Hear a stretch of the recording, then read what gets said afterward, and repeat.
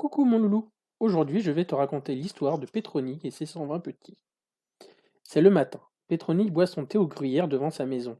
Elle regarde le soleil se lever.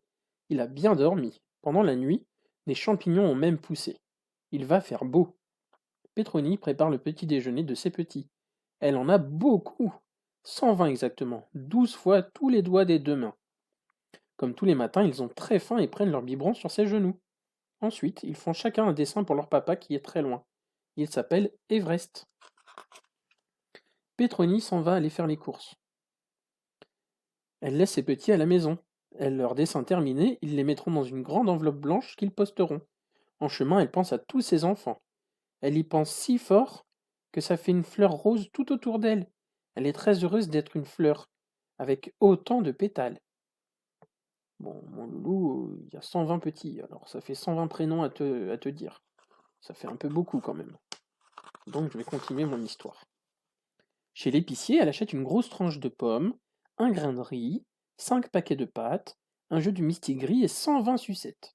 Elle décide de rentrer par la forêt touffue qui est si belle dans la dans la lumière de l'été. Pas la nuit, dans la lumière de l'été. Elle ne voit pas les yeux qui la guettent entre les feuilles. Ce sont les yeux de Cafouillon, qui est si bête qu'il mélange toujours tout. Il croit que Pétronie est une souris verte. Il l'attrape et la donne à ces messieurs. Ces messieurs la trempent dans l'huile et la trempent dans l'eau pour en faire un escargot tout chaud. Mais Pétronie n'est pas d'accord, et elle trouve le moyen de s'échapper en attrapant les oreilles du chaudron, qui s'enfuit à toute vitesse. C'est un moyen très rapide et même assez pratique. Malheureusement, il a si mal aux oreilles qu'il ferme les yeux, l'imbécile. Et paf patatras, il se prend un rocher. Pétronie s'envole au-dessus d'un troupeau de roches endormies. Elle se sent un peu molle dans les chevilles. Et en plus, paf, elle s'écrase près d'une colline. En plus, une pleuviote à aigrette se met à faire de la pluie. Oh bah mince alors. Elle court se mettre à l'abri sous un dolmen tout haut sur la colline. Les trois pierres habitent sous le même chapeau depuis si longtemps qu'elles ont oublié qu'elles l'ont acheté. Elles s'ennuient et pleurent sous la pluie. Pétronie n'aime voir pleurer personne, encore moins les pierres. Elle sort de sa poche le jeu du mistigris et leur apprend à jouer. Et voilà qu'on entend rire sur la colline. Les trois pierres donnent alors un petit caillou à Pétronie en échange du jeu de mistigris, mais peut-être aussi un peu pour la remercier. La pluie, qui tombe très fort, fait comme un rideau. Pétronie va voir de l'autre côté. Il y a un chemin. Elle décide de le prendre. Mais c'est un chemin qui fait très méchant, qui fait exprès de perdre les gens. La voilà complètement perdue au milieu de plantes féroces qui veulent la mordre et la manger. Elle n'a pas vraiment envie d'être mangée, Pétronie. Elle s'enfuit et s'accroche à des poussins qui jouent à être une corde. Pétronie est sauvée grâce aux poussins qui sont très malins. Surtout Blaise, le poussin masqué, qui sait tout et même encore plus. Une petite fille est en train de lire dans sa forêt bibliothèque. Elle s'appelle Adèle et n'a rien vu. Pétronille, elle, continue son chemin.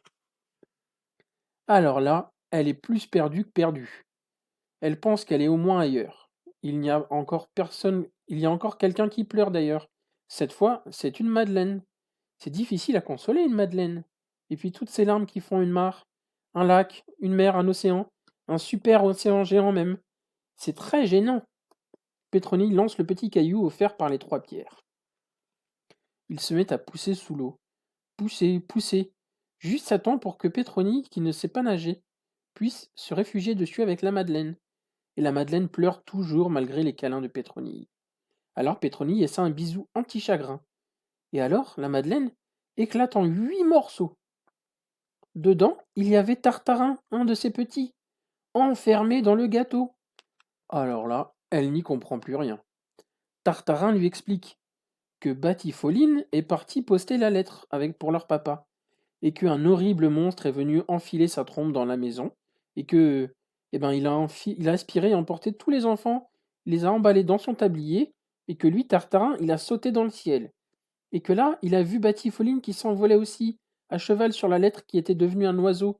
Et que lui, il est tombé, il a pleuré, et puis il était dans la Madeleine. Et que, après, il ne sait pas. Pétronie est toute seule au milieu du super océan géant. Tartarin contre son sein, elle regarde au loin. Et un étrange nuage arrive. C'est la robe de quelqu'un. C'est la maman de toutes les mamans qui vient aider Pétronie à quitter son île Caillou. Et avec une mèche de ses cheveux, elle fait un pont par-dessus le super océan géant. Son pont de cheveux, Sur le pont de cheveux, Pétronie court.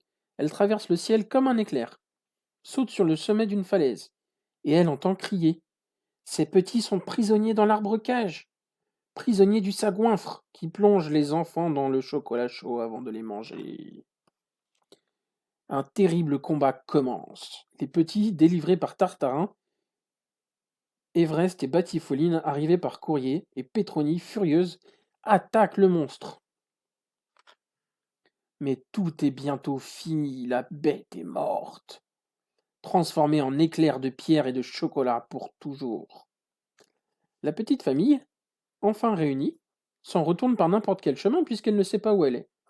Le mieux est certainement de franchir le mur. Sur le mur, une poule picote du pain dur. C'est la poule de la chanson. Elle ne sait, mais elle ne le sait même pas. Sa chanson à elle, elle ne la connaît pas. Elle est nulle. De ne rien savoir à ce point, ça la colle au mur. Alors les petits lui chantent sa chanson. Aussitôt, la poule lève la queue et puis s'en va, laissant une petite plume. La plume grandit comme un artichaut. Alors tout le monde grimpe dedans, et l'étrange artichaut prend son envol. Il connaît bien le chemin de la maison. Elle est un peu cassée, mais elle a attendu là, sans bouger. Maintenant c'est le soir, et c'est la fête. Les enfants font un spectacle où ils ont tout inventé. Leurs parents regardent, et alors la nuit sera douce. Voilà mon loulou, j'espère que tu as aimé cette histoire, et surtout n'oublie pas une chose importante, c'est que je t'aime.